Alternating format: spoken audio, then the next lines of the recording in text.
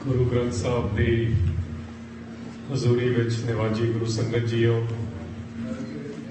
ਇੱਕ ਓਂਕਾਰ ਨੂੰ ਆਪਣੀ ਸੁਰਤ ਤੇ ਰੂਹ ਵਿੱਚ ਉਤਾਰਦੇ ਹੋਏ ਫਤਿਹ ਦਾ ਜਵਾਬ ਫਤਿਹ ਨਾਲ ਪ੍ਰਵਾਨ ਕਰਨਾ। ਵਾਹਿਗੁਰੂ ਜੀ ਕਾ ਖਾਲਸਾ, ਵਾਹਿਗੁਰੂ ਜੀ ਕੀ ਫਤਿਹ। ਜਿਸ ਦਿਨ ਨੂੰ ਮੁੱਖ ਰੱਖ ਕੇ ਆਪਾਂ ਇਕੱਠੇ ਹੋਏ ਹਾਂ, ਆਮ ਤੌਰ ਤੇ ਪਿਆਰ ਨਾਲ ਅਸੀਂ ਸੁੱਖਾ ਜਿੰਦਾ ਆਖ ਦਿੰਦੇ ਹਾਂ। ਉਹਨਾਂ ਦੇ ਬਾਰੇ ਬੜੀ ਚਰਚਾ ਦੁਨੀਆ ਵਿੱਚ ਹੋ ਰਹੀ ਹੈ। ਮੈਂ ਤੁਹਾਡੇ ਸਾਹਮਣੇ ਜਿਹੜੀ ਅੱਜ ਗੱਲ ਕਰਨੀ ਚਾਹਾਂਗਾ ਕਿ ਇਸ ਪੂਰੀ ਦੁਨੀਆ ਦੇ ਵਿੱਚ ਜਿਹੜੇ ਅਸੀਂ ਗਾ ਰਹੇ ਹਾਂ, ਜਿਹੜੇ ਲਿਖ ਰਹੇ ਹਾਂ, ਜਿਹੜੇ ਬੋਲ ਰਹੇ ਨੇ, ਜਿਹੜੇ ਉਹਨਾਂ ਦੇ ਦਿਨ ਮਨਾ ਰਹੇ ਨੇ, ਲੋਕਲ ਤੋਂ ਲੈ ਕੇ ਅਕਾਲ ਤਖਤ ਤੱਕ, ਉਹ ਕਿਹੜੇ ਨਜ਼ਰੀਏ ਤੋਂ ਅਸੀਂ ਮਨਾਉਣੇ ਨੇ। ਗੱਲ ਇਹ ਆ ਕਿ ਜਿਹੜਾ ਵੀ ਕੋਈ ਦਿਨ ਮਨਾਈਦਾ, ਜਿਹਦਾ ਮਨਾਇਆ ਜਾ ਰਿਹਾ ਉਹਦਾ ਮਕਸਦ ਕੀ ਸੀ ਤੇ ਉਹ ਮਕਸਦ ਦਾ ਅੱਜ ਤੇ ਤੱਕ ਦਾ ਕੀ ਫਾਸਲਾ ਬਣ ਗਿਆ, ਉਹਦੀ ਗੱਲ ਕਰਨੀ ਬਹੁਤ ਜ਼ਰੂਰੀ ਹੈ। ਅਦਰਵਾਈਜ਼ ਹਿੰਦੁਸਤਾਨ ਦੀ ਪਰੰਪਰਾ ਕੀ ਹੈ ਕਿ ਤੁਸੀਂ ਜਿਹਦੀ ਗੱਲ ਨਹੀਂ ਮੰਨਣੀ ਹੁੰਦੀ ਨਾ, ਉਹਦੇ ਮਾਲਾ ਪਾਈ ਜਾਓ, ਹਾਰ ਪਾਈ ਜਾਓ, ਤੇ ਗੱਲ ਯਾਦ ਹੀ ਨਹੀਂ ਹੁੰਦੀ ਕਿਹਾ ਕੀ ਸੀ। ਸੋ ਕੁਐਸਚਨ ਮੈਂ ਉਠਾਵਾਂਗਾ ਥੋੜੇ ਜਿਹੇ, ਜਿਹੜੀ ਇੱਕ ਰਵਾਇਤੀ ਗੱਲ ਹੈ ਮੈਂ ਉਹ ਨਹੀਂ ਕਰਨਾ ਹੈ। ਗੱਲ ਇਹ ਹੈ ਕਿ ਉਹ ਕੌਣ ਸਨ, ਉਹਨਾਂ ਨੂੰ ਕਿਸ ਨਜ਼ਰੀਏ ਨਾਲ ਦੇਖੀਏ। ਜੋ ਉਹਨਾਂ ਦੇ ਦਿਮਾਗਾਂ ਦੇ ਵਿੱਚ ਜਿਹੜੇ ਸੰਕਲਪ ਸੀਗੇ, ਜਿਹੜੇ ਡ੍ਰੀਮ ਸੀਗੇ, ਜਿਹਨੂੰ ਆਪਾਂ ਕਹਿੰਦੇ ਆ ਨਾ, ਜਿਵੇਂ ਗੁਰਬਾਣੀ ਦੇ ਲਫ਼ਜ਼ਾਂ 'ਚ ਕਹੀਏ, ਦੇ ਲੰਮੀ ਨਜ਼ਰ ਨਿਹਾਲੀ ਹੈ। ਵਾਟ ਵਰ ਦੇ ਵਰਕਿੰਗ ਫॉर? ਕਿਹੜੇ ਕੰਮ ਲਈ ਉਹ ਤੁਰੇ ਸਨ, ਕਿਉਂ ਤੁਰੇ ਸਨ, ਕਿਉਂ ਆਨਸਰ ਕਰਨਾ ਜ਼ਿਆਦਾ ਜ਼ਰੂਰੀ ਆ। ਜੇ ਸਾਨੂੰ ਇਹ ਗੱਲਾਂ ਕਲੀਅਰ ਹੋ ਜਾਣਗੀਆਂ, ਫਿਰ ਜਿਹੜਾ ਮੈਂ ਅੱਜ ਦਾ ਮੁਖਵਾਕ ਦਰਬਾਰ ਸਾਹਿਬ ਤੋਂ ਜਿਹੜਾ ਨਾ, ਉੱਥੇ ਰਾਹੋ ਲਾਈਨ ਸੀ, ਬਿਨ ਗੁਰ ਭੇਟੇ ਮਰ ਆਈਏ ਜਾਈਏ। ਗੁਰਬਾਣੀ ਨਾਲ ਰਿਲੇਟ ਕਰਨਾ ਪੈਣਾ ਸਾਰਾ। ਆਪਾਂ ਰੋਜ਼ ਹੀ ਮਰਦੇ ਆ, ਪਤਾ ਨਹੀਂ ਕਿੰਨੀ ਵਾਰ ਦਿਨ ਵਿੱਚ ਹੀ ਪਤਾ ਨਹੀਂ ਕਿੰਨੀ ਵਾਰ ਮਰ ਜਾਈਦਾ। ਮਰ ਜਾਣਾ ਕੀ ਹੁੰਦਾ? ਗੁਰਬਾਣੀ 'ਚ ਆਇਆ, ਆਖਾਂ ਜੀਵਾਂ ਵਿਸਰੈ ਮਰ ਜਾਓ। ਜਿਹੜਾ ਭੁੱਲ ਗਿਆ ਉਹ ਮਰ ਗਿਆ, ਜਿਹਨੂੰ ਯਾਦ ਆ ਉਹ ਜੀ ਰਿਹਾ। ਤੇ ਗੁਰਬਾਣੀ ਦਾ ਅੱਜ ਦਾ ਮੁਖਵਾਕ ਆ ਗਿਆ ਦਰਬਾਰ ਸਾਹਿਬ ਤੋਂ, ਬਿਨ ਗੁਰ ਭੇਟੇ। ਆਪਾਂ ਠੀਕ ਹੈ, ਆਪਣੀ ਲਾਈਫ ਸਟਾਈਲ ਵਿੱਚ ਆਪਾਂ ਸੰਡੇਜ਼ ਨੂੰ ਗੁਰਦੁਆਰੇ ਆ ਜਾਂਦੇ ਹਾਂ, ਦਿਨ ਮਨਾਉਣ ਲੱਗ ਜਾਂਦੇ ਹਾਂ, ਕੁਝ ਬੱਚਿਆਂ ਦਾ ਦੇਖਣਾ, ਪਰਿਵਾਰ ਦਾ ਦੇਖਣਾ, ਬਿਜ਼ੀ ਹਾਂ ਅਸੀਂ ਐਕਚੁਅਲੀ ਭੁੱਲ ਗਏ ਹਾਂ ਆਪਣਾ ਮਕਸਦ ਵੀ, ਤੇ ਜਿਨ੍ਹਾਂ ਦੇ ਦਿਨ ਮਨਾ ਰਹੇ ਉਹਨਾਂ ਦਾ ਮਕਸਦ ਵੀ। ਇਸ ਕਰਕੇ ਜੇ ਗੁਰੂ ਨੂੰ ਹੀ ਨਹੀਂ ਭੇਟਿਆ, ਗੁਰੂ ਨੂੰ ਭੇਟਣਾ ਕੀ ਹੁੰਦਾ? ਗੁਰੂ ਨੂੰ ਭੇਟਣਾ ਹੁੰਦਾ, ਗੁਰੂ ਸ਼ਬਦ ਆ ਸਾਡੇ ਲਈ। ਸ਼ਬਦ ਉਹ ਜਦੋਂ ਅਸੀਂ ਮੱਥਾ ਟੇਕ ਰਹੇ ਹਾਂ, ਜਿਹੜਾ ਬਲੂ ਪ੍ਰਿੰਟ ਇੱਥੇ ਦਿੱਤਾ ਗਿਆ ਕਿ ਦੁਨੀਆ ਦੇ ਵਿੱਚ ਜੀਣਾ ਕਿਵੇਂ ਆ, ਭਾਵੇਂ ਸਿੱਖ ਨੇ ਤੇ ਭਾਵੇਂ ਉਹ ਗੈਰ ਸਿੱਖ ਨੇ, ਉਹ ਜੀਣ ਦਾ ਤਰੀਕਾ ਲਾਗੂ ਕਰਾਉਣਾ ਇਸ ਦੁਨੀਆ ਤੇ, ਜਿਹੜਾ ਗੁਰੂਆਂ ਨੇ ਕੀਤਾ ਸੀ ਤੇ ਜਿਹੜੇ ਅਸੀਂ ਆਪਣੇ ਆਪ ਨੂੰ ਸਿੱਖ ਖਾਉਂਦੇ ਆ, ਸਾਨੂੰ ਉਹ ਕਰਨਾ। ਜੇ ਅਸੀਂ ਨਹੀਂ ਕਰਾਂਗੇ, ਗੁਰੂ ਨੂੰ ਭੇਟਣਾ ਇਹ ਹੁੰਦਾ, ਸਿਰਫ ਮੱਥੇ ਟੇਕਣ ਨਾਲ ਗੱਲ ਨਹੀਂ ਬਣੂਗੀ। ਅਦਰਵਾਈਜ਼ ਅਸੀਂ ਦੋਗਲੇਪਣ ਵਿੱਚ ਮੱਥਾ ਟੇਕਦੇ ਆ,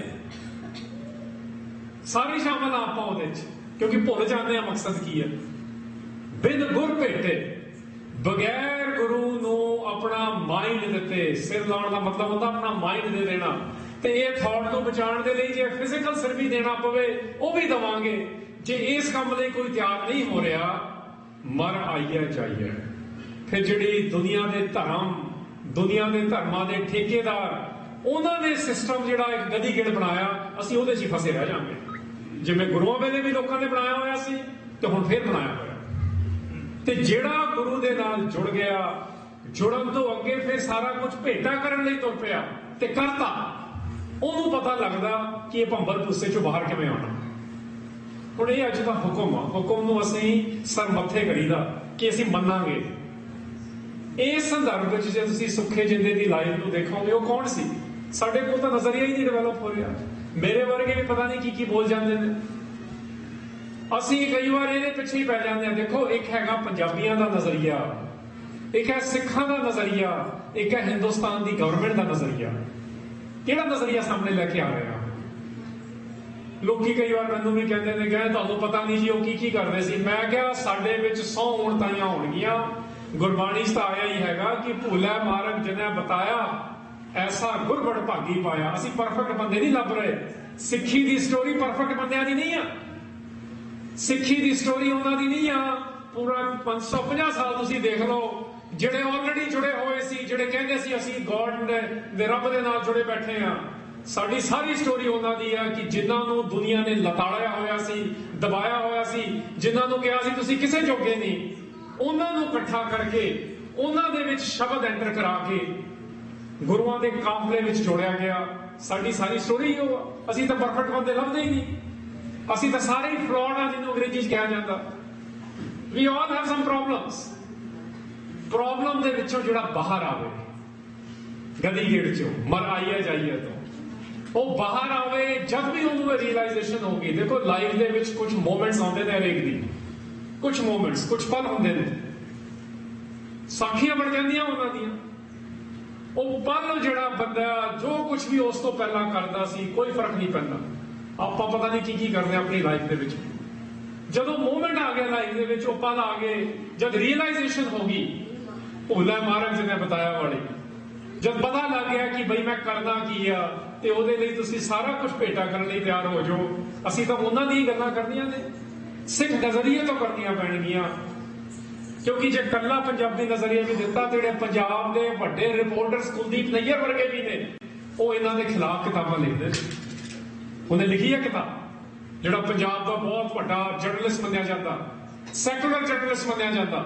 ਕਿਉਂ? ਕਿਉਂਕਿ ਉਹਨੂੰ ਸਮਝ ਨਹੀਂ ਆ ਰਿਹਾ ਕਿ ਸੁੱਖਾ ਜਿੰਦਾ ਕੀ ਸੀ। ਦੇਖੋ ਦੇਖਣਾ ਤਾਂ ਅਸੀਂ ਪੰਜਾਬੀ ਨਜ਼ਰੀਏ ਚੋਂ ਵੀ ਆ, ਪਰ ਉਹਨੂੰ ਸਿੱਖੀ ਦੇ ਲੈਵਲ ਤੇ ਮਿਆਰ ਤੇ ਜਾ ਕੇ ਵੀ ਦੇਖਾਂਗੇ। ਕਿਉਂ ਮੈਂ ਇਹ ਕਹਿ ਰਿਹਾ?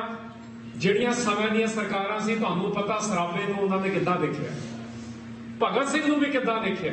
ਉਹ ਵੀ ਸਾਡਾ ਹੀ ਸੀਗਾ, ਅਸੀਂ ਕਈ ਛੱਡ ਦਿੱਤਾ, ਉਹ ਵੀ ਸਾਡਾ ਬੰਦਾ। ਹਰੇਕ ਦਾ ਆਪਣਾ ਲੈਵਲ ਹੈਗਾ। ਆਪਾਂ ਇਹ ਕਿਉਂ ਕਹਿੰਦੇ ਉਸ ਤੋਂ ਗਾਹਾਂ ਕਿਉਂ ਨਹੀਂ ਜਾ ਪਾਇਆ? ਉਹ ਪੰਜਾਬੀਆਂ ਦਾ ਮੁੰਡਾ, ਉਹਨੇ ਆਪਣੀ ਲੇਖਾਂ 'ਚ ਲਿਖਿਆ ਆਪ ਹੀ, ਕਹਿੰਦਾ ਜਿਹੜਾ ਵੀ ਮੇਰਾ ਵੈਲਿਊ ਸਿਸਟਮ ਹੈ, ਮੇਰੇ ਅੰਮ੍ਰਿਤਧਾਰੀ ਪਿਓ ਕੋਲੋਂ ਆਇਆ, ਫਿਰ ਅਸੀਂ ਉਹਨੂੰ ਨਹੀਂ ਆਪਣਾ ਬਣਾ ਕੇ ਰਾਜੀ। ਊਧਮ ਸਿੰਘ ਦੀ ਤੁਸੀਂ ਉਹਨੇ ਗੱਲ ਸੁਣ ਰਹੇ ਸੀ, ਉਹ ਵੀ ਸਾਡਾ। ਜੇ ਤੁਸੀਂ ਉਸ ਲਹਿਰ ਦੇ ਵਿੱਚੋਂ ਦੇਖੋਗੇ ਤਾਂ ਸੁੱਖਾ ਜਿੰਦਾ ਕਿਸ ਲੈਵਲ ਤੇ ਜਾ ਰਹੇ ਨੇ ਤਾਂ ਸਮਝ ਆਊਗਾ। ਉਹ ਉਹਨਾਂ ਤੋਂ ਕਿਵੇਂ ਗਾਹਾਂ ਜਾ ਰਹੇ ਨੇ। ਯਾਰ ਤਾਂ ਹੀ ਨੇ ਨਾ ਸਾਰੇ ਪੰਜਾਬੀਆਂ ਦੇ। ਇਹਨਾਂ ਦਾ ਲੈਵਲ, ਜਿਨ੍ਹਾਂ ਦੀ ਲਾਈਫ ਦੇ ਵਿੱਚ ਸਿੱਖੀ ਆ ਜਾਂਦੀ ਆ, ਉਹ ਕਿਵੇਂ ਗਾਹਾਂ ਜਾ ਰਿਹਾ ਇਹ ਸੋਚਣਾ ਪਊ। ਜੇ ਦੁਨਿਆਵੀ ਲੈਵਲ ਤੇ ਵੀ ਅਸੀਂ ਦੇਖਣਾ, ਜਸਟ ਇਮੈਜਿਨ, ਮੇਰੀ ਹੁਣ 43 ਇਅਰਸ ਉਮਰ ਹੋ ਗਈ ਆ। ਮੈਂ ਸੋਚਦਾ, ਮੈਂ ਕਿਹਾ 30 ਸਾਲ ਦੀ ਉਮਰ ਸੀ ਇਹਨਾਂ ਦੋਨਾਂ ਦੀ, 84 ਵੇਲੇ ਕਿੰਨੀ ਉਮਰ ਹੋ ਗਈ? ਫਿਰ ਅੰਦਾਜ਼ਾ ਲਾਓ, 92 ਤੋਂ ਪਹਿਲਾਂ। ਅਰਲੀ 20s ਵਿੱਚ ਤੁਸੀਂ ਤੇ ਮੈਂ ਆਪਣੀ ਲਾਈਫ ਵਿੱਚ ਝਾਤੀ ਮਾਰਿਓ, ਲਾਈਫ ਵਿੱਚ ਕੀ ਚੱਲ ਰਿਹਾ ਹੁੰਦਾ। ਅਰਲੀ 20s ਵਿੱਚ ਬੰਦਾ ਕਾਲਜ ਡੇਜ਼ ਵਿੱਚ ਹੁੰਦਾ ਨਾ, ਕਾਲਜ ਵਿੱਚ ਸੋਚ ਰਿਹਾ ਹੁੰਦਾ, ਇੱਕ ਪੜ ਰਿਹਾ BA ਪਾਰਟ 2 ਵਿੱਚ, ਜਦ 84 ਹੋਇਆ। ਉਸ ਤੋਂ ਪਹਿਲਾਂ ਕੀ ਸੀਗੇ ਉਹ ਗੱਲਾਂ ਵਾਲਾ ਆਪਾਂ ਬੜਾ ਨਹੀਂ ਦੇਖਣਾ ਚਾਹੀਦਾ। ਹਰੇਕ ਦੀ ਲਾਈਫ ਵਿੱਚ ਮੂਵਮੈਂਟ ਆਉਂਦਾ। ਸਾਡੀ ਸਾਰਿਆਂ ਦੀ ਲਾਈਫ ਦੇ ਵਿੱਚ 84 ਆਇਆ, ਬਟ ਅਸੀਂ ਕੀ ਕੀਤਾ ਉਹ 84 ਤੋਂ, ਤੇ ਇਹਨਾਂ ਨੇ ਕੀ ਕੀਤਾ? ਕੁਐਸਚਨ ਇਹ ਹੈ। ਇੱਕ BA ਪਾਰਟ 2 ਵਿੱਚ ਹੈਗਾ, ਇੱਕ MA ਇੰਗਲਿਸ਼ ਕਰ ਰਿਹਾ, ਤੇ 84 ਹੋ ਗਿਆ ਜੂਨ। ਸਟੋਰੀ ਇੱਥੋਂ ਸ਼ੁਰੂ ਹੁੰਦੀ ਹੈ। ਗੁਰਬਾਣੀ 'ਚ ਆਇਆ, ਜਦ ਅਸੀਂ ਪੈਦਾ ਹੋਏ ਸੀ ਨਾ, ਉਹ ਜਨਮ ਲਿਆ ਜਾਂਦਾ ਦੁਨਿਆਵੀ ਲੈਵਲ ਤੇ। ਜਦ ਗੁਰੂ ਦੇ ਘਰ ਜਨਮ ਲਈਦਾ, ਉਹ ਅਸਲੀ ਜਨਮ ਹੁੰਦਾ। This is how Gurbani talks. ਹੁਣ 84 ਜਦ ਹੋ ਗਿਆ, ਸਮਥਿੰਗ ਹੈਪਨ। ਜਿਵੇਂ ਸਾਡੀ ਲਾਈਫ ਵਿੱਚ ਕਿੰਨਾ ਕੁਝ ਹੁੰਦਾ, ਗੱਲ ਹੁੰਦੀ ਹੈ ਕਿ ਤੁਸੀਂ ਉਹਨੂੰ ਕੀ ਰਿਐਕਸ਼ਨ ਦੇਣਾ। ਆਪਣੀ ਇਨਕੰਪਲੀਟਨੈਸ ਦੇ ਵਿੱਚ ਵੀ, ਆਪਣੀ ਔਣਤਾਈਆਂ ਦੇ ਨੋਨ ਦੇ ਬਾਵਜੂਦ ਵੀ ਕਿਸ ਰਿਐਕਸ਼ਨ ਦੇਣਾ, ਕਿਵੇਂ ਉਹਨੂੰ ਐਡਰੈਸ ਕਰਨਾ, ਦਿਸ ਇਜ਼ ਦੀ ਕੁਐਸਚਨ। ਹੁਣ ਉਸ ਵੇਲੇ ਹੋ ਗਿਆ, ਦੋਨੋਂ ਕਾਲਜ ਦੇ ਸਟੂਡੈਂਟ ਨੇ, ਕੋਈ ਦਰਬਾਰ ਸਾਹਿਬ ਵੀ ਗਿਆ ਸੀ, ਕੋਈ ਪੜ੍ਹਾਈ ਵਿੱਚ ਵੀ ਸੀ, ਕੋਈ ਕੁਝ ਹੋਰ ਵੀ ਕਰਦਾ ਸੀ, ਬੜਾ ਕੁਝ ਹੋ ਰਿਹਾ ਸੀ। But they decided enough is enough. This is the thing, enough is enough. ਇਹ ਦੁਨੀਆ ਦੇ ਤੁਸੀਂ ਰੈਵੋਲੂਸ਼ਨਰੀਜ਼ ਦੀ ਹਿਸਟਰੀ ਪੜ੍ਹੋਗੇ ਨਾ, ਸਾਨੂੰ ਤਾਂ ਜੇ ਉਹਨਾਂ ਨੂੰ ਸਿੱਖ ਨਜ਼ਰੀਏ ਤੋਂ, ਕਿ ਸਾਨੂੰ ਦੁਨੀਆ ਦੇ ਨਜ਼ਰੀਏ ਤੋਂ ਵੀ ਅਸੀਂ ਪੇਸ਼ ਨਹੀਂ ਕਰ ਪਾ ਰਹੇ। ਯਾਰ ਬੰਦਾ ਕੀ ਨਹੀਂ ਕਰਦਾ ਉਸ ਕਿਸਮ ਵਿੱਚ ਲਾਈਫ ਵਿੱਚ। ਉਹਨਾਂ ਨੇ ਹੁਣ ਦੇਖਿਆ ਇਨਫ ਇਜ਼ ਇਨਫ। ਆਪਣੇ ਲਾਈਫ ਦਾ ਇੱਕ ਡਿਸੀਜਨ ਲਿਆ। ਦੇਖੋ ਕਿੰਨਾ ਵੱਡਾ ਡਿਸੀਜਨ ਹੁੰਦਾ। ਸਾਊਥ ਅਮਰੀਕਾ ਵਿੱਚ ਸ਼ੇ ਗੁਵੇਰਾ ਵਰਗੇ ਨੇ ਇਹ ਜਿਹੇ ਡਿਸੀਜਨ ਲਏ ਸੀ। ਅੱਜ ਕੱਲ ਹੁਣ ਪਿਛਲੇ 2 ਦਿਨਾਂ 'ਚ ਪੰਜਾਬ ਵਿੱਚ ਉਹ ਨੈਲਸਨ ਮੰਡੇਲਾ ਆਪਣੇ ਆਪ ਨੂੰ ਖਾ ਰਿਹਾ ਚੀਫ ਮਿਨਿਸਟਰ। ਇਹ ਕਿੱਦਾਂ ਦੇ ਡਿਸੀਜਨ ਉਹ ਲੈ ਰਹੇ ਨੇ? ਮੈਂ ਇਹਦੇ ਗੱਲ ਵੀ ਆਵਾਂਗਾ ਕਿ ਕੀ ਚੱਲ ਕੀਤਾ ਜਾ ਰਿਹਾ। ਸੁੱਖੇ ਜਿੰਦੇ ਦੇ ਦਿਨਾਂ ਦੇ ਵਿੱਚ ਇਹ ਤਾਂ ਕੀਤਾ ਜਾ ਰਿਹਾ। ਇਹ ਕੁਝ ਖਾਸ ਰੀਜ਼ਨ ਨੇ। ਉਹਨਾਂ ਦਿਨਾਂ ਵਿੱਚ ਦੋਨਾਂ ਨੇ ਡਿਸੀਜਨ ਲਿਆ ਕਿ ਜੋ ਪੰਥ ਨਾਲ ਹੋ ਰਿਹਾ, ਤੇ ਪੰਥ ਦੇ ਇੰਸਟੀਟਿਊਸ਼ਨ ਨੂੰ ਕਾਇਮ ਕਰਨ ਲਈ ਜੋ ਸਰਬੱਤ ਨਾਲ, ਮਤਲਬ ਉਸ ਵੇਲੇ ਦੇ ਇੰਡੀਆ ਦੇ ਵਿੱਚ ਜੋ ਹੋ ਰਿਹਾ, ਉਹ ਦੋਨਾਂ ਚੀਜ਼ਾਂ ਦਾ ਸਾਹਮਣਾ ਕਰਨ ਦੀ ਲੋੜ ਆ। ਇੱਥੇ ਮੇਰੀ ਗੁਸਤਾਖੀ ਮਾਫ ਕਰਿਓ, ਜਿਹੜਾ ਆਪਾਂ ਕਹਿੰਦੇ ਆ ਨਾ, ਆਈ ਨੋ ਟ੍ਰੈਡੀਸ਼ਨਲੀ ਅਸੀਂ ਕਹਿੰਦੇ ਸ਼ਰਧਾਂਜਲੀ ਦੇਣੀ ਆ, ਤੇ ਉਹਨਾਂ ਦਾ ਸ਼ਹਾਦਤ ਦਾ ਡੈਥ ਐਨੀਵਰਸਰੀ ਅੰਗਰੇਜ਼ੀ ਚ ਲਿਖ ਦਿੰਦੇ ਆ, ਕੋਈ ਮਾਰਟੀਰਡਮ ਵੀ ਲਿਖ ਦਿੰਦਾ। ਉਹ ਕੀ ਕਹਿੰਦੇ ਨੇ? ਉਹਨਾਂ ਨੇ ਕਿਹਾ ਹੀ ਨਹੀਂ ਅਸੀਂ ਮਰਨ ਜਾ ਰਹੇ, ਅਸੀਂ ਉਹਨਾਂ ਦੀ ਗੱਲ ਕਿਉਂ ਨਹੀਂ ਮੰਨਦੇ ਜੀ? This is what I am interested in. ਉਹਨਾਂ ਨੇ ਖੱਤ ਲਿਖੇ ਨੇ, ਪ੍ਰਧਾਨ ਉਸ ਵੇਲੇ ਦੇ ਰਾਸ਼ਟਰਪਤੀ ਨੂੰ ਖੱਤ ਲਿਖਿਆ ਹੋਇਆ, ਜੇਲ੍ਹ ਚੋਂ 2 ਦਿਨ ਤੋਂ ਲੈ ਕੇ ਕਈ ਮਹੀਨੇ ਪਹਿਲਾਂ ਤੱਕ ਇੰਨੇ ਲੈਟਰਸ ਲਿਖੇ ਨੇ ਜਿਹੜੇ ਪਬਲਿਕਲੀ ਅਵੇਲੇਬਲ ਨੇ, ਤੁਸੀਂ ਪੜ੍ਹੋ ਉਹਨਾਂ ਨੂੰ। ਉਹਦੇ ਚੋਂ ਲਿਖ ਰਹੇ ਨੇ, ਕਹਿੰਦੇ ਅਸੀਂ ਤਾਂ ਵਿਆਹ ਕਰਾਉਣ ਜਾ ਰਹੇ ਹਾਂ। ਇਹ ਤਾਂ ਮੈਰਿਜ ਐਨੀਵਰਸਰੀ ਹੋਈ। ਫਿਰ ਇਹ ਜ਼ਰੂਰੀ ਹੈ ਸਮਝਣਾ। ਕਿਉਂ? ਕਿਉਂਕਿ ਜਦ ਪੰਜਾਬੀਆਂ ਦੇ ਵਿੱਚ ਸਿੱਖੀ ਦਾ ਰੰਗ ਪੂਰਾ ਉਤਰਿਆ, ਫਿਰ ਉਹਨਾਂ ਨੇ ਡੈਥ ਕਹਿਣਾ ਇਹਨੂੰ ਬੰਦ ਕਰਤਾ ਸੀ। ਡੈਥ ਤੋਂ ਤਾਂ ਬੰਦਾ ਘਬਰਾਉਂਦਾ, ਸਾਰੇ ਘਬਰਾਉਂਦੇ ਆ ਨਾ ਆਪਾਂ। ਪੰਜਾਬੀਆਂ ਦੇ ਵਿੱਚ ਸਿੱਖੀ ਆਈ, ਉਹਨਾਂ ਨੇ ਇਹਨੂੰ ਵਿਆਹ ਕਰਾਉਣਾ ਕਹਿੰਦਾ ਸੀ। ਜਿਵੇਂ ਬਾਬਾ ਗੁਰਬਖਸ਼ ਸਿੰਘ ਨਿਹੰਗ ਸ਼ਹੀਦ ਨੇ ਜੋ ਸ਼ਹਾਦਤ ਪ੍ਰਾਪਤ ਕੀਤੀ, ਕਹਿੰਦਾ ਮੈਂ ਲਾੜਾ ਬਣਨ ਚੱਲਿਆ। ਜਦੋਂ ਅਹਿਮਦ ਸ਼ਾਹ ਅਬਦਾਲੀ ਦਾ 6ਵਾਂ ਅਟੈਕ ਹੋਇਆ ਸੀ, ਲਾੜਾ ਹੁੰਦਾ ਗੁਰੂ ਵੈਡਿੰਗ ਡੇ, ਜਿੱਥੇ ਪਾਰਟੀ ਦੇ ਲੈਵਲ ਤੇ ਜਾਈਦਾ, ਤੇ ਪਾਰਟੀ ਹੁੰਦੀ ਹੈ ਤੁਹਾਨੂੰ ਪਤਾ ਕਿੰਨਾ ਸ਼ੌਕ ਚੜਿਆ ਹੁੰਦਾ। ਸਾਰੀ ਸਟੋਰੀ ਇਹਨਾਂ ਦੀ ਸਾਨੂੰ ਨਜ਼ਰੀਆ ਦੇਖਣਾ ਪੈਣਾ। ਵਿਆਹ ਦਾ ਕੀ ਚਾਹ ਹੁੰਦਾ, ਇਹ ਚਾਹ ਦੇ ਵਿੱਚ ਕਰਦੇ ਕੰਮ ਉਸ ਤੋਂ ਪਹਿਲਾਂ ਸਮਝਣਾ ਪੈਣਾ ਕਿਉਂ ਇਦਾਂ ਹੋਇਆ। 84 ਦਾ ਤੁਹਾਨੂੰ ਪਤਾ ਕੀ ਹੋ ਗਿਆ, ਨਵੰਬਰ ਦੇ ਵਿੱਚ ਵੀ ਤੇ ਜੂਨ ਦੇ ਵਿੱਚ। ਅੱਜ ਵਿਸ਼ਾ ਨਹੀਂ, ਪਰ ਤੁਹਾਨੂੰ ਪਤਾ ਸਾਰਿਆਂ ਨੂੰ ਕੀ ਹੋਇਆ। ਉਹਦੇ ਵਿੱਚ ਵੀ ਸਰਕਾਰਾਂ ਉਹਦੇ ਨੈਰੇਟਿਵ ਚੇਂਜ ਕਰ ਰਹੀਆਂ, ਦਾਸਤਾਨ ਚੇਂਜ ਕਰ ਰਹੀਆਂ, ਉਹ ਕਰੀ ਜਾਣ। ਬਟ ਇਹ 2 ਕਾਲਜ ਦੇ ਸਟੂਡੈਂਟ ਨੇ, ਇੱਕ ਅੰਡਰ ਗ੍ਰੈਜੂਏਟ ਆ, ਇੱਕ ਗ੍ਰੈਜੂਏਟ ਸਟੂਡੈਂਟ ਆ, ਉਹ ਦੇਖ ਰਹੇ ਨੇ ਕੀ ਹੋ ਰਿਹਾ, ਉਹ ਦੇਖ ਰਹੇ ਨੇ ਕੌਮ ਦੇ ਸਾਹਮਣੇ ਜਿਹੜਾ ਪ੍ਰਤੀਨਿਧ ਹੈ। ਇੱਕ ਮਿਲੇ ਵੀ ਹੋਏ ਸੀ ਉਹਨਾਂ ਨੂੰ, ਬਾਬਾ ਗੁਰਬਖਸ਼ ਜਰਨੈਲ ਸਿੰਘ ਭਿੰਡਰਾਂ ਵਾਲਿਆਂ ਨੂੰ। ਬਟ ਜਦ ਹੋ ਗਿਆ 84 ਤੇ ਤੁਹਾਨੂੰ ਪਤਾ ਸਾਡੀ ਸਟੋਰੀ ਕੀ ਆ। ਹਿਸਟੋਰੀਕਲੀ ਤੁਸੀਂ ਦੇਖ ਸਕਦੇ ਹੋ। ਬਟ ਲੁੱਕ ਐਟ ਵਾਟ ਦੇ ਡਿਡ। ਦੇਖੋ, ਇਹ ਗੱਲ ਕਰਨੀ ਥੋੜੀ ਔਖੀ ਲੱਗਦੀ ਆ, ਬਟ ਸਾਨੂੰ ਕਰਨੀਆਂ ਪੈਣਗੀਆਂ। ਹਰ ਅਸੈਸੀਨੇਸ਼ਨ ਨਹੀਂ ਹੁੰਦੀ ਆਮ ਮਰਡਰ ਵਾਂਗੂ। ਦੁਨੀਆ ਦੀ ਹਿਸਟਰੀਜ਼ ਦੇ ਵਿੱਚ ਅੱਜ ਵੀ ਸਰਕਾਰਾਂ ਇਹਦੀਆਂ ਗੱਲਾਂ ਕਰਦੇ ਨੇ, ਅੱਜ ਵੀ ਰੈਵੋਲੂਸ਼ਨਰੀਜ਼ ਇਹਦੀਆਂ ਗੱਲਾਂ ਕਰਦੇ ਨੇ। ਸਿੱਖ ਇਤਿਹਾਸ ਵਿੱਚ ਇਹਦੀਆਂ ਬੜੀਆਂ ਗੱਲਾਂ ਹੋਈਆਂ, ਪੰਜਾਬ ਦੇ ਇਤਿਹਾਸ ਵਿੱਚ ਇਹਦੀਆਂ ਗੱਲਾਂ ਹੋਈਆਂ। ਇਹ ਇੱਕ ਅਨਕੰਫਰਟੇਬਲ ਟੌਪਿਕ ਆ, ਬਟ ਸਾਨੂੰ ਘੱਟ ਤੋਂ ਘੱਟ ਇਹ ਟੌਪਿਕ ਦਾ ਇੱਕ ਸਿੱਖ ਨਜ਼ਰੀਆ ਡਿਵੈਲਪ ਕਰਨਾ ਪੈਣਾ। ਘੱਟ ਤੋਂ ਘੱਟ ਨਜ਼ਰੀਆ ਬਣਾਓ। ਕੀ ਆ ਉਹ ਘੱਟ ਤੋਂ ਘੱਟ ਨਜ਼ਰੀਆ? ਕੀ ਕੀਤਾ ਉਹਨਾਂ ਨੇ? ਤੁਹਾਨੂੰ ਪਤਾ 85 ਤੇ 86 ਵਿੱਚ ਕੀ ਕਰਤਾ ਸੀਗਾ। ਇਹ ਬਹੁਤ ਵੱਡੀਆਂ ਗੱਲਾਂ ਨੇ ਜਿਹੜਾ ਅਸੀਂ ਉਹਨਾਂ ਨੂੰ ਕ੍ਰੈਡਿਟ ਵੀ ਦੇ ਕੇ ਰਾਜੀ ਨਹੀਂ, ਜਿਸ ਕਰਕੇ ਹਿੰਦੁਸਤਾਨ ਦੀ ਸਰਕਾਰ ਤੇ ਉਹਨਾਂ ਦੇ ਜਿਹੜੇ ਜਰਨਲਿਸਟ ਤੇ ਹੋਰ ਅਖਵਾਉਣ ਵਾਲੇ ਨੇ, ਉਹਨਾਂ ਦਾ ਪੂਰਾ ਜ਼ੋਰ ਲੱਗਿਆ ਹੋਇਆ ਕਿ ਇਹਨਾਂ ਦੀਆਂ ਐਨੀਵਰਸਰੀਆਂ ਹੀ ਭੁਲਾ ਦਿੱਤੀਆਂ ਜਾਣ। ਕੀ ਕੀਤਾ ਉਹਨਾਂ ਨੇ? ਉਹ ਕੀਤਾ ਜੋ ਨਹੀਂ ਕਰਦੇ ਸਿੱਖ ਸਟੋਰੀ ਬਦਲ ਜਾਣੀ ਸੀ। ਅੱਜ ਅਸੀਂ ਲੋਕਾਂ ਨੇ ਕਹਿ ਦੇਣਾ ਸੀ ਸਿੱਖੀ ਹੈ ਨਹੀਂ ਦੁਨੀਆ ਤੇ। What did he do? What did they do? Arjan ਦਾਸ 85 ਦੀ ਗੱਲ ਆ। ਅਗੇਨ ਮੈਂ ਕਿਸੇ ਵਾਇਲੈਂਸ ਦੇ ਲੈਵਲ ਤੇ ਗੱਲ ਨਹੀਂ ਕਰ ਰਿਹਾ, ਮੈਂ ਗੱਲ ਕਰ ਰਿਹਾ ਹਿਸਟਰੀ ਦੇ ਨੈਰੇਟਿਵਸ ਵਿੱਚ। ਦੇਖੋ ਕੰਮ ਹੁੰਦੇ ਕਿਵੇਂ ਨੇ। ਅਰਜਨ ਦਾਸ ਉਹ ਆ ਜਿਹੜਾ 84 ਦੇ ਦਿੱਲੀ ਦੇ ਸਰਕਾਰੀ ਕਤਲੇਆਮ ਦਾ ਆਰਗੇਨਾਈਜ਼ਰ ਸੀਗਾ। ਤੇ ਤੁਹਾਨੂੰ ਪਤਾ ਅੱਜ 31 ਸਾਲ ਬਾਅਦ ਵੀ, ਪਿਛਲੇ ਹਫਤੇ ਹਰਮਿੰਦਰ ਸਿੰਘ ਫੂਲਕਾ ਇੰਗਲੈਂਡ ਵਿੱਚ ਖੜ ਕੇ ਵੀ ਕਹਿ ਰਿਹਾ ਕੋਈ ਜਸਟਿਸ ਦੀ ਉਮੀਦ ਨਹੀਂ।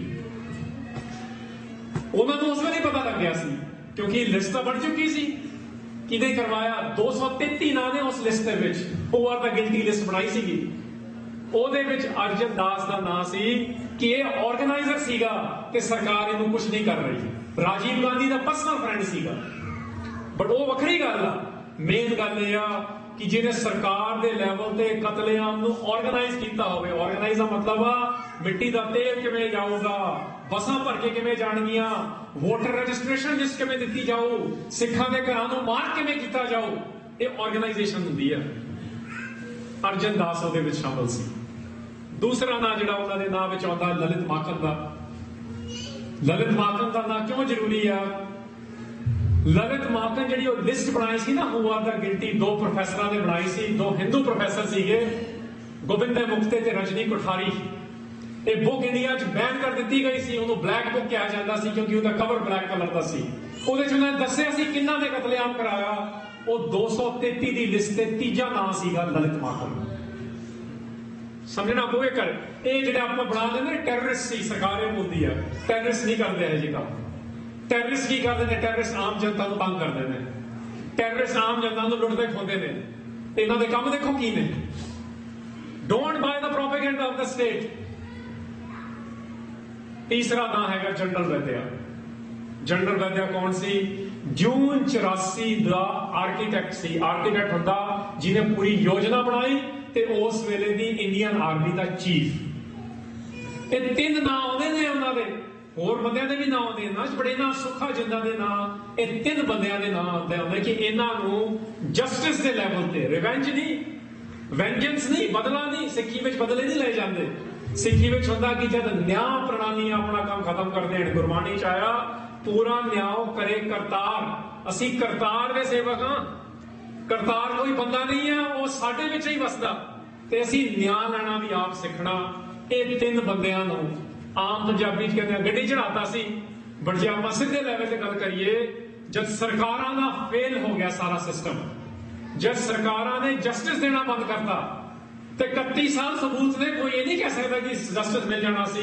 अज तिक्कर भी कोई प्रॉपर इंक्वायरियां बनाई जाते ने, झमेलियां सानू फसाई जाते ने।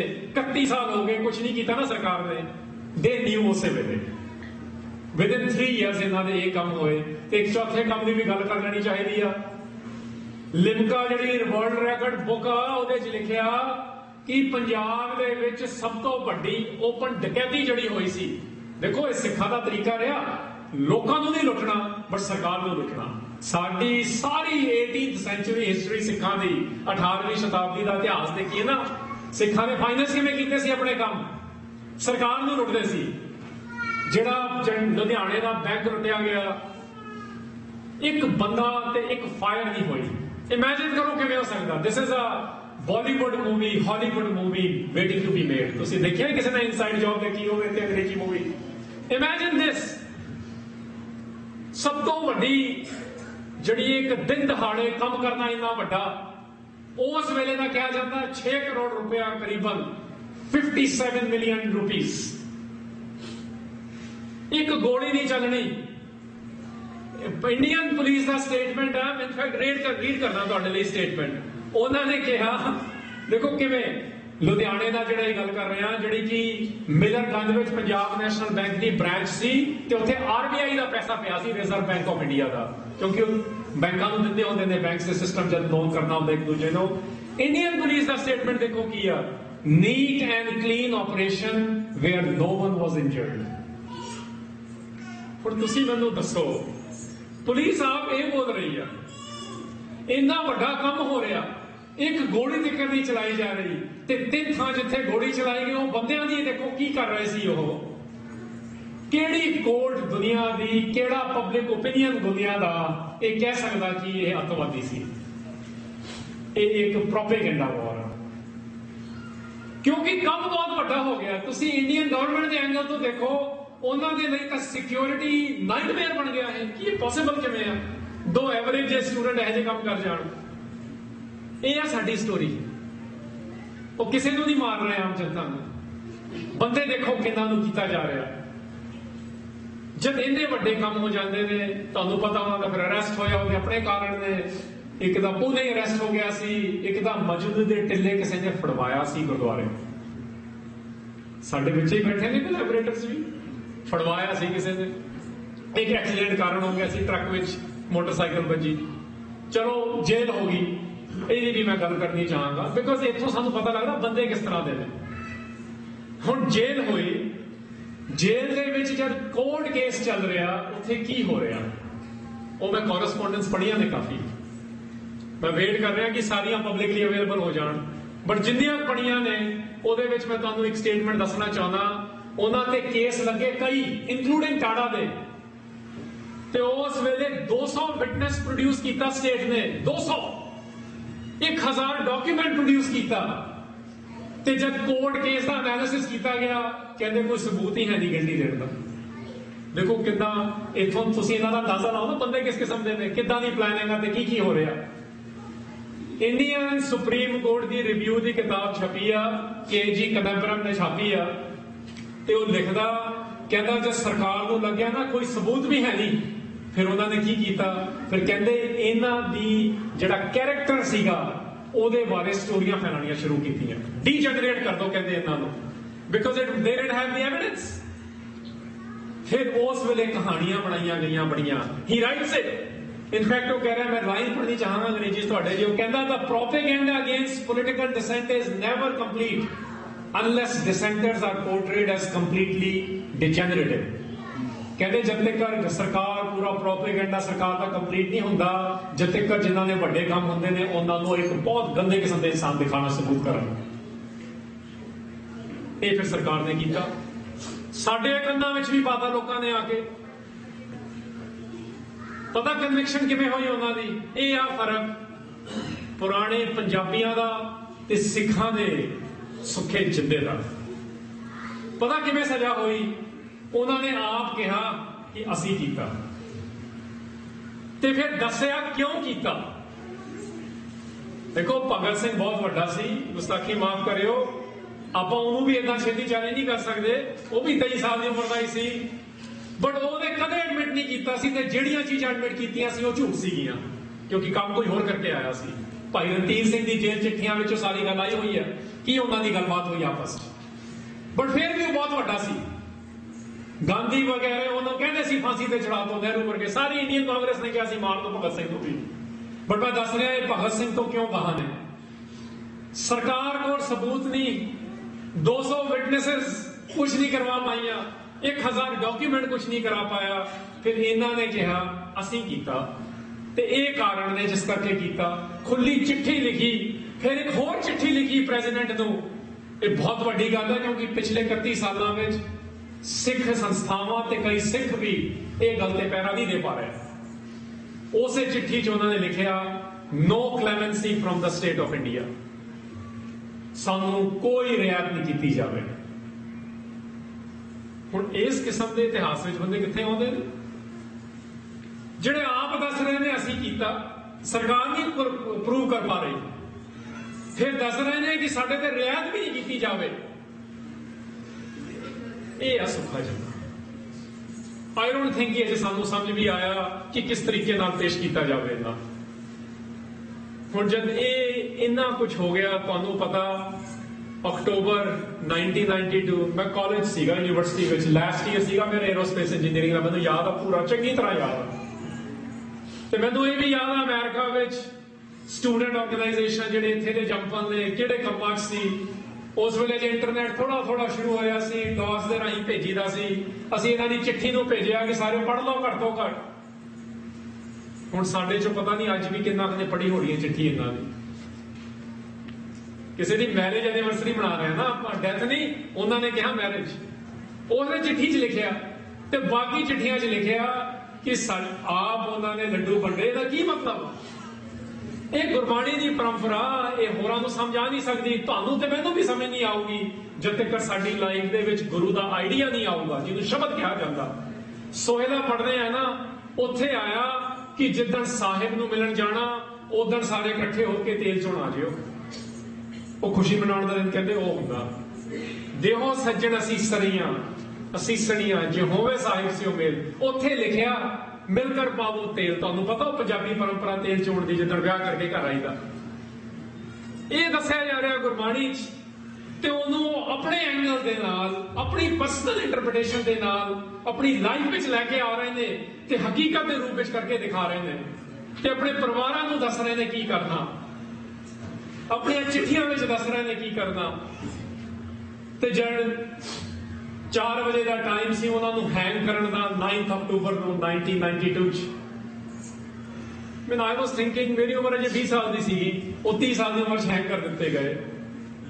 ਮੈਂ ਅੱਜ ਵੀ ਸੋਚਦਾ ਹੈਗਾ, ਆਨੰਦ ਸਾਹਿਬ ਅਸੀਂ ਪੜ੍ਹ ਲੈਂਦੇ ਆ, ਇਹ ਸਰੀਰਾ ਮੇਰੇ ਆ ਇਸ ਜਗ ਮੈਂ ਆਏ ਕਿ ਕਿਆ ਤੁਧ ਕਰਮ ਕਰਾਇਆ ਕਮਾਇਆ, ਪੜ੍ਹਦੇ ਆ ਨਾ ਆਪਾਂ। ਜੇ ਪੂਰਾ ਆਨੰਦ ਸਾਹਿਬ ਪੜ੍ਹੀ ਆ ਜਾਂਦਾ, ਫਿਰ ਆਪਾਂ ਪੁੱਛਦੇ ਹੀ ਨਹੀਂ ਆਪ ਨੂੰ। And I still wonder, what am I gonna do?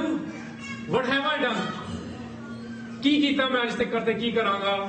ਤੇ ਉੱਥੇ ਜਿੱਥੇ ਪੂਰੀ ਸਰਕਾਰ ਦਾ ਜ਼ੋਰ ਲੱਗਿਆ ਹੋਇਆ, ਉੱਥੇ ਉਹ 3 ਮੇਨ ਕੰਮ ਦੱਸੇ ਜਿਹੜੇ ਮੈਂ ਅਰਲੀਅਰ, ਤੇ ਕਿਸ ਤਰ੍ਹਾਂ ਫਾਈਨੈਂਸ ਕਰਨਾ ਕੰਮਾਂ ਨੂੰ, ਸਿਰਫ 4 ਕੰਮ ਸਰਕਾਰ ਪ੍ਰੂਵ ਨਹੀਂ ਕਰ ਪਾ ਰਹੀ। ਉੱਥੇ ਆਪ ਕਹਿਣਾ ਮਤਲਬ ਮੈਦਾਨ ਨੂੰ ਛੱਡਣਾ ਨਹੀਂ ਦਾ ਇੱਕ ਇਹ ਵੀ ਮਤਲਬ ਹੁੰਦਾ, ਜਿਹੜਾ ਆਉਂਦਾ ਨਾ ਗੁਰਬਾਣੀ ਦੇ ਵਿੱਚ, ਕਬੂ ਦਾ ਛਾੜੇ ਖੇਤ, ਉਹ ਕੱਲਾ ਲਿਟਰਲ ਨਾ ਲੈ ਲਿਆ, ਉਹਦੇ ਬੜੇ ਮੀਨਿੰਗ ਨੇ। ਗੁਰਬਾਣੀ ਦੇ ਵਿੱਚ ਬੜੀਆਂ ਤਹਿਾਂ ਨੇ, ਹਰੇਕ ਲਾਈਨ ਦੇ ਵਿੱਚ ਅਨਲਿਮਿਟਿਡ ਮੀਨਿੰਗਸ ਫਸੇ ਬੈਠੇ ਨੇ।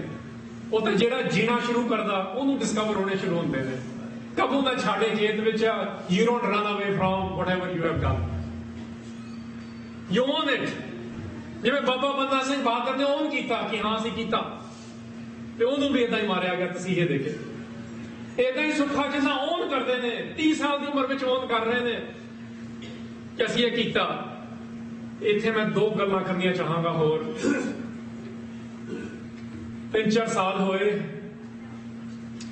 ਇੰਡੀਆ ਦਾ ਜਿਹੜਾ ਲਾਸਟ ਨੋਨ ਜੱਲਾਦ ਆ, ਅਹਿਮਦੁੱਲਾ ਦਾ ਨਾਮ, ਇਹਦਾ ਇੰਟਰਵਿਊ ਛਪਿਆ ਕਿ ਤੂੰ ਕੀ ਦੇਖਦਾ ਆਪਣੀ ਲਾਈਫ ਵਿੱਚ, ਮਤਲਬ ਜਿਹੜਾ ਹੈਂਗਮੈਨ ਕਹਿੰਦੇ ਨਾ ਅੰਗਰੇਜ਼ੀ ਵਿੱਚ, ਇੰਡੀਆ ਵਿੱਚ ਇਹੋ ਜਿਹੀ ਜੌਬਾਂ ਦੀਆਂ ਕੋਈ ਲੈ ਰਿਹਾ। ਉਹ ਆਰਟੀਕਲ ਇਸ ਗੱਲ ਤੇ ਛਪਿਆ ਸੀ ਕਿ ਜੌਬ ਕਰਨ ਲਈ ਕੋਈ ਤਿਆਰ ਹੀ ਨਹੀਂ ਹੋਣੀ, ਤੇ ਜਿਹੜਾ ਕਰ ਰਿਹਾ ਸੀ ਪਿਛਲੇ 50 ਸਾਲਾਂ ਦਾ, ਉਹਦਾ ਇੰਟਰਵਿਊ ਮੈਂ ਪੜਿਆ।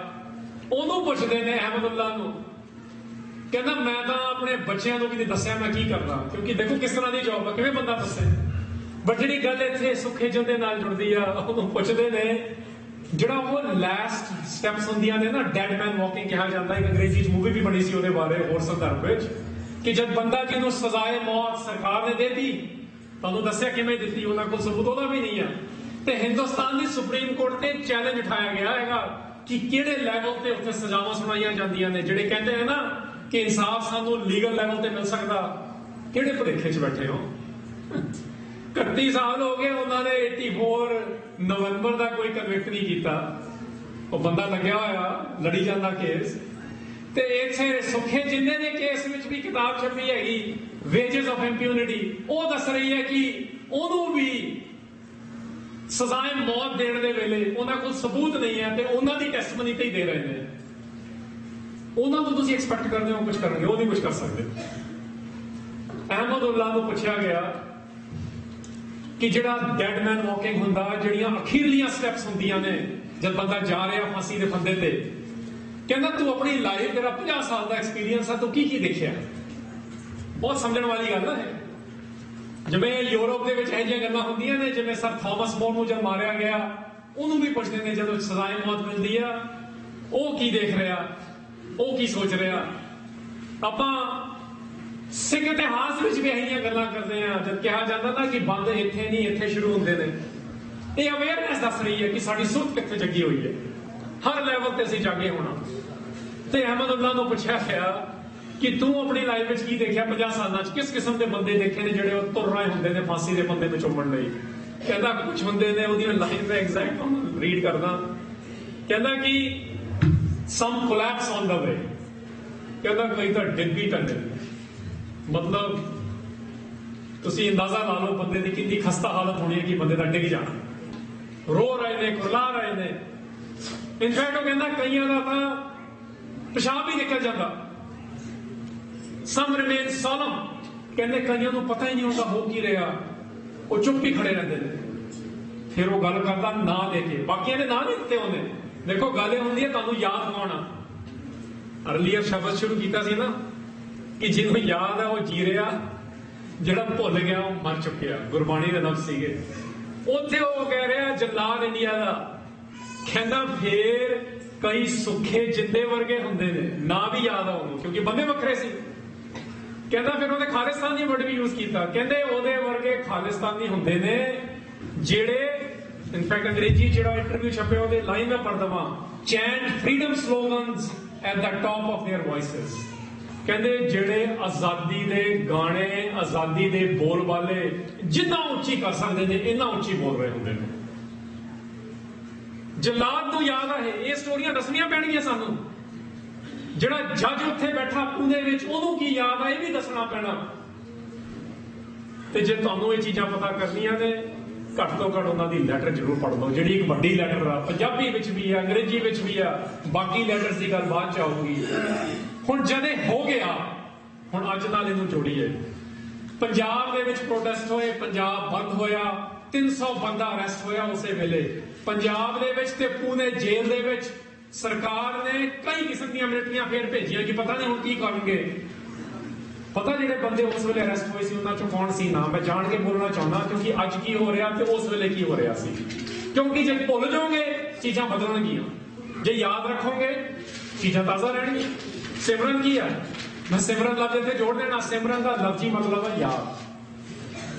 उड़ा उड़ आवे सैकोसा इस पाछे बचने चढ़िया। रहराज साहब पढ़ते हैं ना, कौन कमण खिलावे कमण चुगावे मन मह सिमरन करिया। जिन्हों माइंड दे विच याद आ कहंदे उन्होंने सब कुछ ताज़ा रहूगा। जिवें एक पंछी नूं अपने छोटे बच्चे माइंड विचों याद होंदे ने ते उन्होंने पता होंदा कि इन्हां नूं किसी ने रोटी खवा देनी है। गुरबाणी दे लफ्ज ने रहराज साहब ने। जदे होया सिमरनजीत सिंह मान नूं अरेस्ट किया गया, प्रकाश सिंह बादल नूं अरेस्ट किया गया ते गुरचरण सिंह तोड़े नूं अरेस्ट किया गया। मैं इन्फॉर्मेशन के लैवल से दस रहा कि उਦੋਂ की शुरू होया। फिर 92 की गल है। उस तो बाद 99 तक कुछ नहीं होया। तुहानूं पता 92 तो बाद इलैक्शंस भी होए, कौन जितया, कौन पंथ नूं डेंजर कह के वोट लैंदा ते जब लोड़ होंदी है फिर पंथक बन जाता। अपनी सारी टीम नूं लिजा के अनंदपुर साहब जाके कहना हम सारे अमृत छकणगे। ये कई बार भंबल गुस्से हो चुके हैं 92 तो बाद। 95 तो बाद सुखे जिंदे दे बारे जिहदी लोड़ जिवें फिट पैंदी है उदां वक्त लगा। बट जो कह रहे सी, जो कर रहे सी, किवें करके गए, जिथे मैं इतनी देर ला के गल कीती है जान के की होया। उस तो बाद 99 विच फिर पहली बारी होया कि अकाल तख्त दे जथेदार ज्ञानी पूरन सिंह ने रैकग्निशन दी थोड़ी जी। उस वेले पहली बार गल हुई सी, थोड़ी जी, पूरी नहीं हुई सी अजे। फिर उस तो बाद सारे अकाली दलों ने आके SSFI ने, दल खालसे ने, दमदमी टकसाल ने 2000 में पहली बार जोगिंदर सिंह वेदांती जिहड़े अकाल तख्त के जथेदार सी डिक्लेयर कराया गया great martyrs of the Sikh nation, वड्डे शहीद। हुण तुसीं अंदाजा लाओ 92 तो लैके 2000 तक जे असीं जथेदारां दियां, SGPC दियां, अकाली दलां दी वेट करांगे ना, उन्होंने तो 8 साल लगे सी उन्होंने शहीद मनण नूं ते लोकां ने उसे दिन प्रमाण कर लए सी। उन्हां दी वेट नहीं कर सकते। सिखां ने कभी नहीं कीती। ਉਹ ਕਰਦੇ ਨੇ ਜਿਹੜਾ ਉਹਨਾਂ ਨੂੰ ਲੱਗਦਾ ਹੁਣ ਲੋਕੀ ਚਾਹੁੰਦੇ ਨੇ ਤੇ ਇਹਨਾਂ ਦਾ ਜ਼ੋਰ ਫੜਿਆ ਹੋਇਆ। ਤੇ 99 ਵੇਲੇ ਜ਼ੋਰ ਫੜਨਾ ਸ਼ੁਰੂ ਹੋ ਗਿਆ ਸੀ ਵੇਖ ਤੋਂ ਦੁਬਾਰਾ ਕੁਝ ਗੱਲਾਂ ਹੋ ਰਹੀਆਂ ਸੀ ਇਹ ਜੀਆਂ ਕਿ ਕੀ ਹੋ ਰਿਹਾ। ਉਸ ਤੋਂ ਬਾਅਦ ਫਿਰ ਆਨਰਸ ਦਿੱਤੇ ਗਏ, ਚੱਲਦਾ ਰਿਹਾ 16 ਸਾਲ ਤੋਂ ਬਾਅਦ ਅੱਜ 2015 ਹੋ ਗਿਆ। ਤੁਹਾਨੂੰ ਪਤਾ ਪਿਛਲੇ ਹਫਤੇ ਦੀਆਂ ਨਿਊਜ਼ ਵਿੱਚ ਕੀ ਹੋ ਰਿਹਾ। ਹੁਣ ਇਸ ਸਾਲ ਨਾ ਤਾਂ ਕੋਈ ਅਕਾਲੀ ਉੱਥੇ ਠਹਿਰਿਆ, ना SGPC ਦੇ ਮੁਲਾਜ਼ਮ ਭਾਵੇਂ ਉਹ ਪ੍ਰੈਜ਼ੀਡੈਂਟ ਹੀ ਸੀ ਉਹ ਉੱਥੇ ਠਹਿਰੇ ਤੇ ਨਾ ਇਸ ਵੇਲੇ ਦਾ ਸਮਕਾਲੀ ਜਥੇਦਾਰ ਉੱਥੇ ਠਹਿਰਿਆ ਸੁੱਖੇ ਜਿੰਦੇ ਦਾ ਦਿਨ ਮਨਾਉਣ ਦੇ ਲਈ। ਇਹ ਕੀ ਹੋ ਰਿਹਾ? ਇਹ ਉਹੀ ਹੋ ਰਿਹਾ ਤੁਹਾਡੇ ਤੇ ਮੇਰੇ ਨਾਲ। ਅਸੀਂ ਭੁੱਲ ਗਏ ਨਾ, ਕਿਉਂਕਿ ਸਾਨੂੰ ਯਾਦ ਹੀ ਨਹੀਂ ਉਹ ਕੌਣ ਨੇ। ਟਿਪਕਾ ਟਿਪਕਾ ਅਸੀਂ ਥੋੜਾ ਥੋੜਾ ਯਾਦ ਰੱਖਿਆ ਹੋਇਆ ਕਿਉਂਕਿ ਅਸੀਂ ਭੁੱਲ ਰਹੇ ਨੇ। ਉਹਨਾਂ ਨੇ ਇਲੈਕਸ਼ਨ ਦੀਆਂ ਤਿਆਰੀਆਂ ਕਰਨੀਆਂ ਨੇ, ਉਹ ਉਸ ਕਿਸਮ ਦੀਆਂ अर्जियां दबा के, क्योंकि बीजेपी की सपोर्ट जब डेरा सच्चे सौदे ने की तो बीजेपी जिती हरियाणा। अगले साल इलैक्शनां ने साडे quote unquote jathedar, quote unquote SGPC के प्रधान वो किधर जा रहे हैं ते की करवा रहे हैं। अमेरिका, कैनेडा, UK आके की करवा रहे हैं ते जिथे उसे अकाल तख्त तो डिक्लेयर कराया गया कि सुखा जिंदा वड्डे ने, वड्डे शहीद ने कौम दे पंजाबियों ने नहीं करले, हिंदुस्तानियों ने नहीं करले। हालांकि कम उन्होंने लिए भी किया, उन्होंने कौम ने शहादत उन्होंने प्राप्ति आ। उस शहादत को हुण बेसिकली नामुमकिन होना चाहते थे। इस करके नहीं सानू, तुहानू पता जब बंदा शहादत नहीं होता की मतलब होगा। हुण गल यह हैगी आपां दा ये कि असीं ते तुसीं की करना। 5 मिनट मेरे कोल रह गए ने। देखो वो लैटर जरूर पढ़ियो, ਉਹਦੇ 'ਚ 3 पेज लिखे ने उन्होंने खालसा पंथ दे लिए ते बाकी लिखिया दुनिया को दसन भी असीं क्यों कीता। ते जदों तो पंथ की गल करते हैं ना उत्थे लिखते हैं now we beg to address the Khalsa Panth. कहते हुण असीं दसदे आ कि सिख तरीके नाल किवें काम हुंदे ने। फिर दुनिया को दसन का तरीका थोड़ा वखरा भी हो सकता। वो सिख तरीके की ने सानू पता ही नहीं। हुण असीं फिर अर्जियां पाणियां शुरू करतीआं। छोटा मोटा काम होंदा सरकारां नूं अर्जियां पाना शुरू कर देंदे ने। कदे दस्तार ले लई, जिहड़ी सरकार दस्तार नूं रोल पई है वो तुहाडी दस्तार कित्थों बचा दू। शहादत की गल तो बहुत दूर दी आ, जिहड़ी सुखे जिंदे दी गल ਉਹੀ ਬੰਦਿਆਂ ਕੋਲ ਅਸੀਂ ਜਾਂਦੇ ਆ। ਪੰਥਕ ਲੈਵਲ ਤੇ ਸਾਡੀ ਸੋਚ ਬਦਲ ਦਿੱਤੀ ਗਈ। ਸਾਨੂੰ ਦੇਖਣਾ ਪੈਣਾ ਕਿ ਜਿਹੜੇ ਗਾਣੇ ਵੀ ਅਸੀਂ ਬਣਾ ਰਹੇ ਆ ਸੁੱਖੇ ਜਿੰਦੇ ਦੇ, ਜਿਹੜੀਆਂ ਫਿਲਮਾਂ ਵੀ ਅਸੀਂ ਬਣਾ ਰਹੇ ਆ, ਮੈਂ ਦੇਖੀ ਹੈ ਜਿਹੜੀ ਆਈ ਆ, ਬਿਲਕੁਲ ਪਸੰਦ ਨਹੀਂ ਆਈ ਮੈਨੂੰ। ਕਿੰਨੀ ਵਾਰ ਅਸੀਂ ਇਹੀ ਬੋਲੀ ਜਾਵਾਂਗੇ ਕਿ ਨਵੀਂ ਆਈ ਹੈ, ਚਲੋ ਕੋਈ ਗੱਲ ਨਹੀਂ, ਉਹਨਾਂ ਨੇ ਕੋਸ਼ਿਸ਼ ਤਾਂ ਕੀਤੀ। ਨਹੀਂ, ਤੁਸੀਂ ਗੱਲ ਕਿਵੇਂ ਕਰਨੀ ਆ, ਉਹਨਾਂ ਨੂੰ ਪੇਸ਼ ਕਿਵੇਂ ਕਰਨਾ, ਉਹਨਾਂ ਦਾ ਰੁਤਬਾ ਕਿੰਨਾ ਵੱਡਾ। ਗੁਰੂਆਂ ਨੂੰ ਤਾਂ ਅਸੀਂ ਪਛਾਣ ਨਹੀਂ ਸਕਦੇ, ਪਰ ਇਹ ਤਾਂ ਪਛਾਣ ਸਕਦੇ ਆ। ਸਾਨੂੰ ਚੰਗੇ ਤਰੀਕੇ ਨਾਲ ਦੱਸਣਾ ਪੈਣਾ ਉਹ ਕਿਸ ਤਰ੍ਹਾਂ ਬੋਲਦੇ ਨੇ। ਸਿੱਖੀ ਦੇ ਬਾਰੇ ਵੀ ਕਿਵੇਂ ਬੋਲਦੇ ਸੀ, ਫਿਲਮ ਵਿੱਚ ਠੀਕ ਤਰ੍ਹਾਂ ਨਹੀਂ ਦੱਸਿਆ ਜਾ ਰਿਹਾ। ਕੇਸਾਂ ਦੇ ਬਾਰੇ ਜਦ ਗੱਲ ਆਈ, ਉਹਨਾਂ ਨੂੰ ਸਮਝ ਨਾ ਆਇਆ, ਕੁਝ ਪੁੱਠਾ ਜਿਹਾ ਬੋਲ ਗਿਆ ਮੂਵੀ ਦੇ ਵਿੱਚ, ਅਸਲੀਅਤ ਦੇ ਵਿੱਚ ਨਹੀਂ। ਜਿਹੜੀਆਂ ਚੀਜ਼ਾਂ ਅਸੀਂ ਬਣਾਉਣੀਆਂ ਨੇ, ਇਹਦੇ ਪਿੱਛੇ ਐਸਥੈਟਿਕਸ ਚਾਹੀਦੀ ਹੈ, ਸੂਝ ਕਲਾ। ਜਿਹੜੇ ਤਰੀਕੇ ਦੇ ਨਾਲ ਉਹ ਕੌਣ ਬਣਾਵੇ ਤੇ ਕਿਵੇਂ ਬਣਾਇਆ ਜਾਣੇ ਦੇ ਵੱਲ ਤਵੱਜੋ ਦਿਓ। ਜਿਹੜੇ ਗਾਣੇ ਬਣਾਏ ਜਾਂਦੇ ਨੇ, ਦੇਖੋ ਈਵਨ ਅਕਾਲ ਤਖਤ ਸਾਹਿਬ ਤੋਂ ਸਟੇਟਮੈਂਟ ਆ ਗਿਆ ਸੀ ਕੁਝ ਸਾਲ ਪਹਿਲਾਂ ਕਿ ਇਹਨਾਂ ਨੇ 84 ਦਾ ਬਦਲਾ ਲਿਆ। ਬਈ ਇਹ ਬਦਲਾ ਨਹੀਂ ਆ, ਇਹ ਜਸਟਿਸ ਆ, ਨਿਆਂ ਹੈਗਾ। ਫਰਕ ਆ ਦੋ ਚੀਜ਼ਾਂ 'ਚ। ਨਿਆਂ ਪ੍ਰਣਾਲੀ ਸਿੱਖਾਂ ਦੀ ਪ੍ਰਣਾਲੀ ਆ, ਬਦਲੇ ਦੀਆਂ ਭਾਵਨਾਵਾਂ ਤਾਂ ਪੂਰੀ ਦੁਨੀਆ ਵਿੱਚ ਫਸਦੀਆਂ। ਅਸੀਂ ਬਦਲੇ ਨਹੀਂ ਲੈਂਦੇ, ਅਸੀਂ ਨਿਆਂ ਲੈਂਦੇ ਹਾਂ, ਜਸਟਿਸ ਕਰਨਾ। ਇਸ ਕਿਸਮ ਦੀਆਂ ਚੀਜ਼ਾਂ ਨੂੰ, ਜਿਹੜੀ ਹਿੰਦੁਸਤਾਨ ਦੀ ਪਰੰਪਰਾ ਹੈਗੀ ਤੇ ਪੰਜਾਬੀਆਂ ਦੀ ਪਰੰਪਰਾ, ਉਹਨੂੰ ਤਾਂ ਅਸੀਂ ਨਿਘਾਰ ਦੇਣਾ ਹੀ ਦੇਣਾ। ਅਸੀਂ ਸਿੱਖੀ ਦੀ ਪਰੰਪਰਾਵਾਂ ਦੀਆਂ ਗੱਲ ਅੱਗੇ ਕਰਨੀਆਂ। ਹੁਣ ਮੈਂ 2 ਮਿੰਟ 'ਚ ਬੇਨਤੀ ਕਰਾਂ, ਦੇਖੋ 23rd ਮੈਰਿਜ ਐਨੀਵਰਸਰੀ ਮੈਂ ਕਹਿ ਰਿਹਾ ਹਾਂ, ਤੇ ਤੁਹਾਨੂੰ ਪਤਾ 25ਵੀਂ ਮੈਰਿਜ ਐਨੀਵਰਸਰੀ ਕਿੰਨੀ ਵੱਡੀ ਬਣਾਈ ਜਾਂਦੀ ਅੱਜ ਕੱਲ੍ਹ। ਤੁਸੀਂ ਇਹਨਾਂ ਕੀ ਦੇਖ ਲਓ ਕਿ 2 ਸਾਲ ਪਏ ਨੇ, ਜੋ ਕਹਿੰਦੇ ਸੀ, ਜਿਹੜੀ ਉਹਨਾਂ ਦੀ ਵਿਜ਼ਨ ਸੀ, ਉਸ ਤੇ ਕੌਣ ਪਹਿਰਾ ਦੇ ਰਿਹਾ, ਤੇ ਉਹ ਐਨੀਵਰਸਰੀ ਕਿਵੇਂ ਚੰਗੀ ਤਰ੍ਹਾਂ ਮਨਾਈ ਜਾਵੇ। 11 ਅਕਤੂਬਰ ਹੈ ਨਾ, 2 ਦਿਨ ਹੀ ਹੋਏ ਨੇ। ਤੁਹਾਨੂੰ ਪਤਾ ਸੀ ਜਿਵੇਂ ਆਮ ਪਾਰਟੀਆਂ ਕਰਦੇ ਆ, ਇਹ ਵੀ ਇਦਾਂ ਦੀ ਨਾ ਬਣਾ ਲਈਏ, ਭੁੱਲ ਜਾਂਦੀ ਅਗਲੇ ਦਿਨ ਤੱਕ। ਇਹ ਤਾਂ ਕੌਮੀ ਲੈਵਲ ਤੇ ਸਵੀਕਾਰੇ ਹੋਏ ਨੇ। ਇਹਨਾਂ ਨੇ ਤਾਂ ਸਾਡੀ ਜਿਹੜੀ ਆਜ਼ਾਦੀ ਦੀ ਲਹਿਰ, ਭਾਵੇਂ ਤੁਸੀਂ ਮੰਨਦੇ ਹੋ ਨਹੀਂ ਮੰਨਦੇ, ਉਹਦੇ ਤੁਸੀਂ ਖਿਲਾਫ ਵੀ ਜੇ ਖੜੇ ਹੋ, ਇੰਨਾ ਤਾਂ ਕਰ ਸਕਦੇ ਹੋ ਨਾ ਯਾਰ। 30 ਸਾਲ ਦੀ ਉਮਰ ਹੋਵੇ, ਇੰਨੇ ਵੱਡੇ ਕੰਮ ਕਰ ਦਿੱਤੇ ਹੋਣ, ਤੇ ਉਹਨਾਂ ਨੂੰ ਅੱਤਵਾਦੀ ਕਿਹਾ ਜਾ ਰਿਹਾ, ਇਹ ਤਾਂ ਕਾਊਂਟਰ ਕਰੋ ਨਾ ਘੱਟ ਤੋਂ ਘੱਟ। ਜਿਹਨੇ ਅਕਾਲ ਤਖਤ ਆਇਆ, ਜਿਨ੍ਹਾਂ ਨੇ ਆਰਗੇਨਾਈਜ਼ ਕੀਤਾ 1984 ਨੂੰ, ਜੂਨ ਨੂੰ ਤੇ ਨਵੰਬਰ ਨੂੰ, ਉਹਨਾਂ ਨੂੰ ਮਾਰਨ ਵਾਲੇ ਕਿਵੇਂ ਅੱਤਵਾਦੀ ਹੋ ਸਕਦੇ ਨੇ? ਇਹ ਪ੍ਰੋਪੇਗੈਂਡਾ ਕਾਊਂਟਰ ਕਰਨਾ ਬਹੁਤ ਜ਼ਰੂਰੀ ਹੈ। ਕਿਸੇ ਆਮ ਬੰਦੇ ਤੇ ਨਿਰਦੋਸ਼ ਨੂੰ ਉਹਨਾਂ ਨੇ ਇਹ ਕੀਤਾ। ਇਹ ਗੱਲਾਂ ਵੱਲ ਜੇ ਅਸੀਂ ਤਵੱਜੋ ਦੇਵਾਂਗੇ, ਅਗਲੇ 2 ਸਾਲ ਹੀ ਜ਼ੋਰ ਲਾ ਲਓ। ਸਰਕਾਰ ਦਾ ਤਾਂ ਜ਼ੋਰ ਲੱਗਿਆ ਹੈਗਾ, ਉਹਨਾਂ ਨੇ ਤਾਂ ਅਕਾਲ ਤਖਤ, ਸਿੱਖਾਂ ਦੇ ਸਾਰੇ ਇੰਸਟੀਟਿਊਸ਼ਨ 1995 ਤੋਂ ਬਾਅਦ ਰੀਡਿਫਾਈਨ ਕਰਾ ਦਿੱਤੇ ਨੇ, ਸਾਰੇ ਰੀਡਿਫਾਈਨ ਕਰਾਤੇ। ਸਾਡੇ ਦਿਮਾਗਾਂ ਦੇ ਵਿੱਚ ਅਕਾਲ ਤਖਤ ਤੋੜਦਾ, ਤੁਹਾਨੂੰ ਪਤਾ, ਮਜ਼ਾਕ ਬਣਾ ਛੱਡਿਆ। ਅਕਾਲ ਤਖਤ ਜਥੇਦਾਰ ਨੂੰ ਐਂ ਬਦਲਿਆ ਜਾਂਦਾ ਜਿਵੇਂ ਕੋਈ ਚਪਰਾਸੀ ਹੁੰਦਾ। ਜਦੋਂ ਹੁੰਦੇ ਨੇ ਉਸ ਵੇਲੇ ਕੁਝ ਕਰਦੇ ਨਹੀਂ ਸੀ, ਜਦ ਕੱਢ ਦਿੱਤੇ ਜਾਂਦੇ ਸੀ, ਰੌਲਾ ਪਾਉਂਦੇ ਸੀ। ਹੁਣ ਹੁੰਦੇ ਹੀ ਦੇਖੋ ਕੀ ਕਰਾਇਆ ਜਾ ਰਿਹਾ। ਸਿੱਖੀ ਦੀ ਡੈਫੀਨੇਸ਼ਨ ਬਦਲ ਦਿੱਤੀ। ਇਲੈਕਸ਼ਨ ਵੇਲੇ ਦੇਖਿਆ ਕਰੋ ਕੀ ਲਿਖਦੇ ਨੇ ਉਹ। ਸਿੱਖਾਂ ਦਾ ਨਜ਼ਰੀਆ ਦੇਣਾ ਬੰਦ ਕਰਾਤਾ। 95 ਦੀ ਮੋਗਾ ਕਾਨਫਰੰਸ ਵਿੱਚ ਸ਼੍ਰੋਮਣੀ ਅਕਾਲੀ ਦਲ ਦਾ ਮੈਨੀਫੈਸਟੋ ਚੇਂਜ ਕਰਾਤਾ।